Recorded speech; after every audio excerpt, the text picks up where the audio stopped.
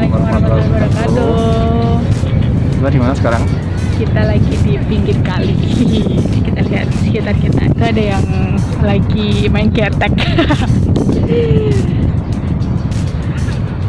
Nah, ini adalah salah satu contoh kondisi new normal di Jepang. Sebenarnya kayak udah hampir ini ada banyak orang juga di belakang kita gitu. Enggak, syarat aja tuh. Kan nggak boleh, kan privasi. Nanti kita harus nongol dulu. Muka-mukanya kalau mau pakai sih. Ini pertama kalinya kita Keluar. niat main sih, Main. ya kan. Biasanya semenjak emergency state itu kita nggak pernah keluar, tapi untuk tujuan tertentu, bukan main. Ya, beli makanan. Hanya beli ini juga, apa Kebutuhan mesin mingguan. cuci itu. Ya waktu itu. Jadi itu lockdown ya? Ya udah, Ke atasnya. udah itu. Udah ya? Kan soalnya tuh ini apa? Kayu. Jadi ini sebenarnya hari ini niatin buat main sih, sama pingin makan ramen nanti. Nah, ini kondisi sekarang gimana statusnya? Ya nih kita juga agak kaget hari ini tadi ternyata udah seramai ini Eki, dan tempat-tempat apa ya, tempat-tempat kamar di Jepang ternyata udah seramai ini. Tapi kayaknya sih nggak beda jauh ya dari Indonesia ya, tadi lihat ya. Ya, kitanya menerapkan protokol normal. Nah, kita kan ini ada istilah new normal tuh. Itu kira-kira menurut ini gimana? Ini itu sesuatu yang baru, memang sesuatu yang baru. Karena kalau ini ya, pernah ada video Prof. Effendi Ghazali itu kan ada beberapa istilah tuh, bisa new normal, new daily life, new something lah. Nanti kalau new terus masalah terus nanti new lagi. Jadi istilahnya bakal new normal, new normal. Oh, new normal. Itu ini new. New normal. Sebenarnya filosofinya itu gimana sih kalau new normal itu? Gimana nih menurut saya nih? Ya kalau menurut Anda gimana sih? Kalau aku ya untuk keadaan seperti ini memang membutuhkan perubahan gaya hidup semua orang sih. Kalau misal dari aku sendiri ya, dan mungkin melihat gelagat orang atau aktivitas orang sekarang, ya memang ada perubahan dari zaman sebelum corona dan setelah dan masih ada corona ini gitu. Artinya kalau aku sih ya setuju aja sih dengan istilah new normal itu. Karena setelah apapun itu sebenarnya acceptable lah ya. Ya acceptable menurutku. Jadi yang esensinya itu adalah esensinya itu sih. actionnya itu. Actionnya. Soalnya kan sebenarnya orang ekspektasi corona ini bakal kayak less than 3 months lah. Kayak cepet lah awalnya. Iya awalnya. Soalnya virusnya kayaknya virus saya nggak bakal selama ini deh, dan kita pun juga belum pernah mengalami pandemi yang seperti ini pernah ya? Itu kayak selama kita udah bisa berpikir, kita iya. Nggak terlalu terdampak gitu ya. Iya, dan kalau virus SARS itu kan juga nggak terlalu terdampak kan? Iya, terus kalau sekarang kan kita udah di posisi dimana kita udah bisa berpikir, udah tahu kondisinya, terus ternyata mengalami juga dampak-dampaknya secara langsung gitu loh, secara langsung terhadap kehidupan sehari-hari kita, terhadap sekolah kita gitu.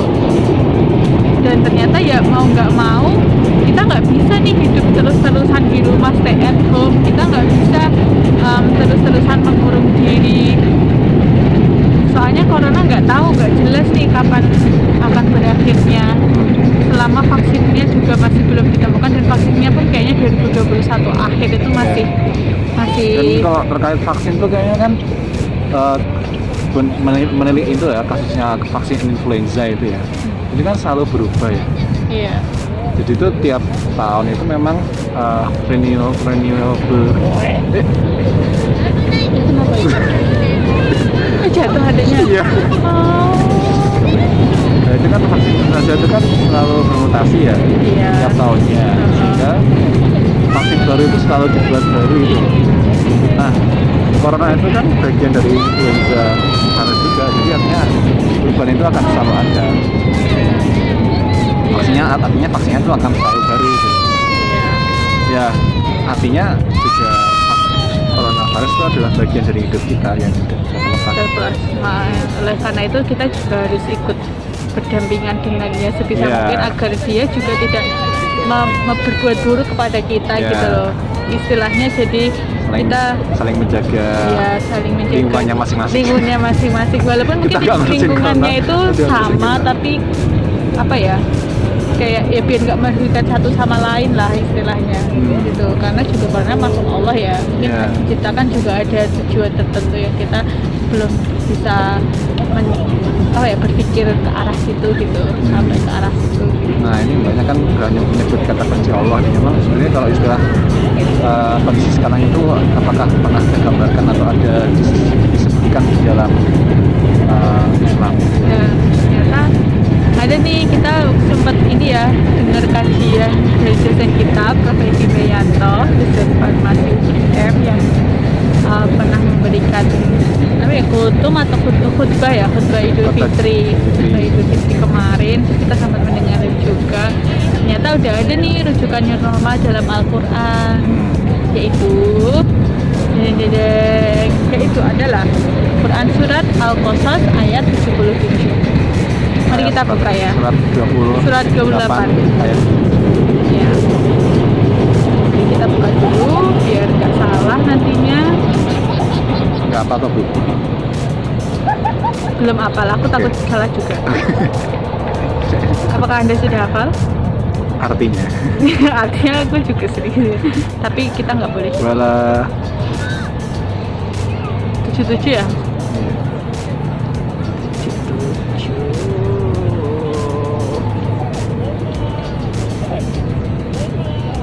Ini dapat lagi. Bismillahirrahmanirrahim. Wa batagi fima ataqallahu daral akhirah. Nah, itu artinya apa ya? Dan carilah pahala negeri akhirat dengan apa yang telah dianugerahkan Allah kepadamu. Nah, itu.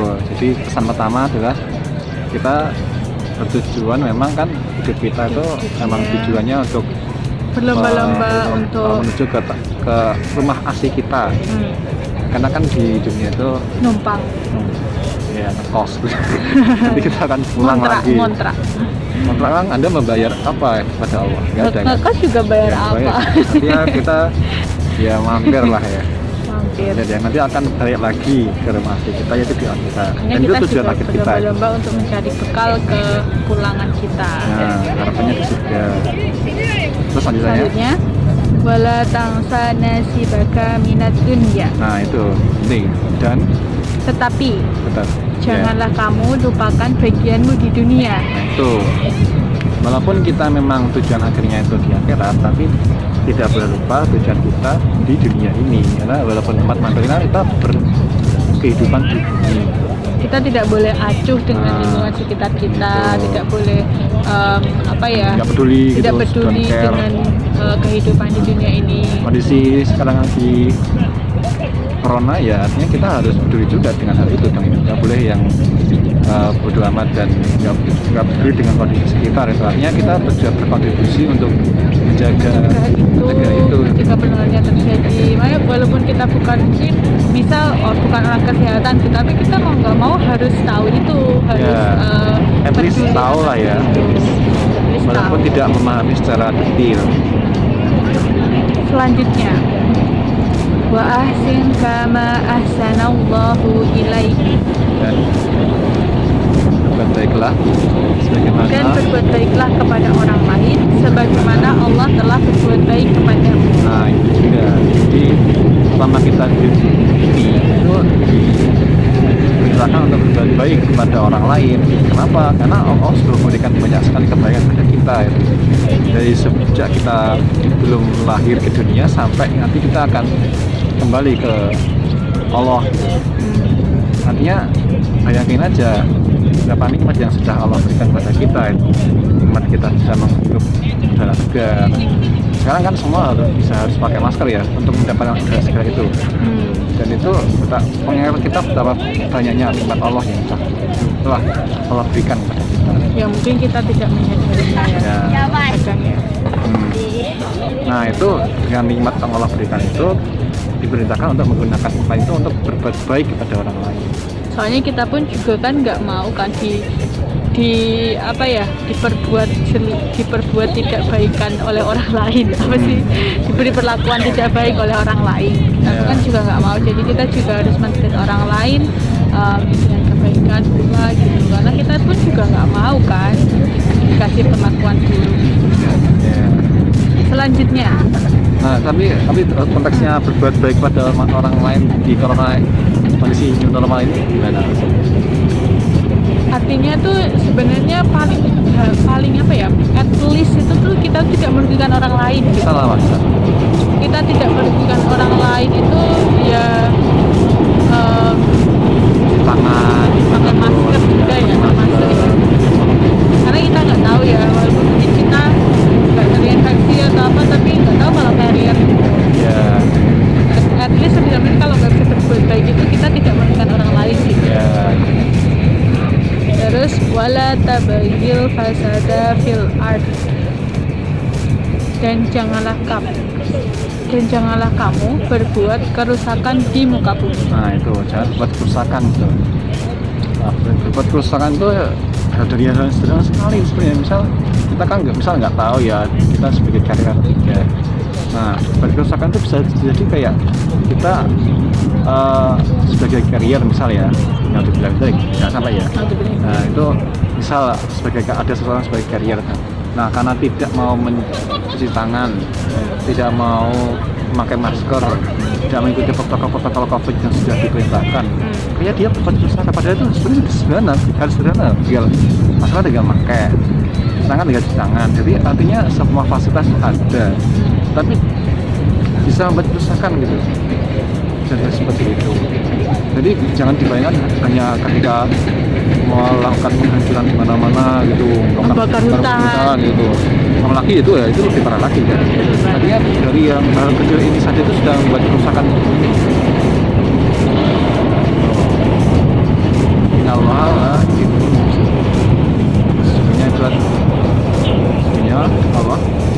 Sesungguhnya Allah tidak menyukai orang yang membuat kerusakan. Sekali lagi, membuat fasad tadi, membuat kerusakan. Nah itu di Al-Qasas ayat 77 ya. Al-Qasas ayat 77. Itu pengingat dari kita. Ternyata itu adalah rujukan normal ya. Salah satu. Nah, semoga ya kita bisa menjalani new normal ini dengan new normal atau new abnormal. New normal. Karena tapi mungkin bagi orang itu dari abnormal ke abnormal yang lainnya. Tapi janganlah, kalau abnormal itu pasti definisinya buruk sih. Iya maksud sih. Ada loh warung abnormal tuh. Itu tempatnya orang makan banyak loh. Indomie. Ya brojol. Indomie rasa neko-neko ya itu. Ya maksudnya itu kan jelas. Tapi kalau abnormal itu kan pasti definisi ke arah yang buruk ya. Jadi ya kita nggak suka itu. Karena ini loh. Sekarang gitu ya. ini orang-orang yang dalam tanda kutip ya berhasil ya, kayak nggak bilang tapi berhasil itu orang-orang yang dia nggak normal gitu, di luar mainstream kebiasaan gitu. Ya orang out of the box itu lebih punya keberhasilan lebih tinggi dibanding yang ikut mainstream. Jadi ada positif juga mas menurut itu. Tergantung konteksnya kita menggunakan kata itu. Kalau di Jepang sendiri sih sebenarnya mungkin kalau ini nggak terlalu signifikan ya perbedaannya, karena sebenarnya orang Jepang sendiri juga udah suka physical distancing, udah nggak yang bergaul dekat kayak gitu. Terus yang sering cuci tangan. Jadi bahkan kayak cewek cowok gitu kan nggak sentuhan kan ya cewek cowok gitu. Mereka menjaga diri. Nggak tahu ya kalau di belakang. Ya nggak tahu sih, tapi normally ya. Saya emang nggak susah sih kayaknya pemerintah Jepang kalau untuk ini untuk menginduce warga.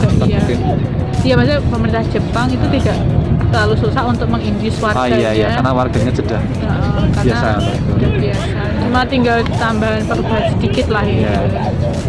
Intinya lebih diseragamkan kayaknya, dibareng-barengkan. tapi kayaknya sama aja juga di sini anak-anak kayak gitu lebih nggak ya agak acuh sih kayak di sini banyak banget sih anak-anak yang nggak pakai masker dan main gitu ya. Karena mungkin ada beberapa data ya itu kan yang anak kecil itu lebih tidak rentan. Tapi ada juga kan ya yang anak kecil juga kena juga. Ya, Slogannya apa? Komunitas Jepang 3C. 3C apa itu? Apa aja? Yang C pertama, Close.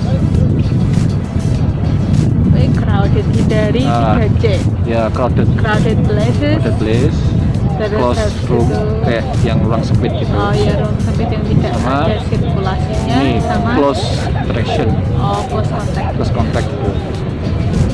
3C. Ya itu dulu dari kita, dari semoga bermanfaat, semoga kita semua bisa menjalani normal mungkin dengan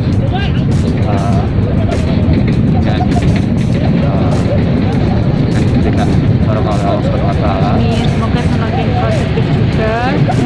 Ya artinya kita harus membuat strategi baru untuk mencapai plan-plan yang sudah kita susun mungkin sebelum corona, tapi sesudah dan sedang corona ini sebisa mungkin juga kita bisa mencapai plan-plan tersebut, atau malah mungkin juga nambah produktivitasnya dengan hal-hal yang mungkin karena terus tidak bisa ke kampus setiap hari, terus di replace dengan suatu karya apa atau suatu